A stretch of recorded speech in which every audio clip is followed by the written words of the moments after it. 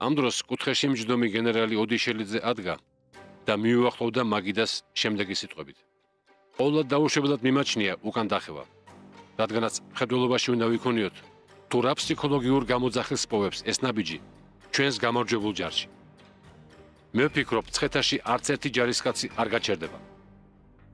ამიტომ თუ ხსნა გვიწერია, ხსნა ისევ იქ არის, იმ პოზიციებზე, რომელიც ჯარს უკავია.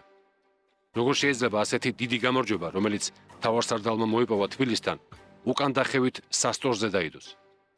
პირიქით, მე მის ადგილას შეტევაზე გადავიდოდ და შეტევაზე არა საერთო ხაზით, არამედ ერთგვარი პარტიზანული წესით, რომ მტერს მოსვენება არ მიეცეს.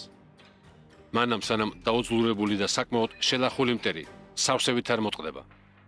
ამავე დროს მოგვისწრებს მოხალისეთა 2000-ეული. ისიც უნდა მივიღოთ მხედველობაში, რომ მტერსაც არ ჰყავს რეზერვი. და ბოლოს, შეტევაზე გადასვლა საერთო ხაზით მტრის სავსებით განადგურებისათვის. თუ სხვა რამ გვიწერია, მე ვფიქრობ, უმჯობესია თბილისის წინ სასახელოდ დავიხოცოთ.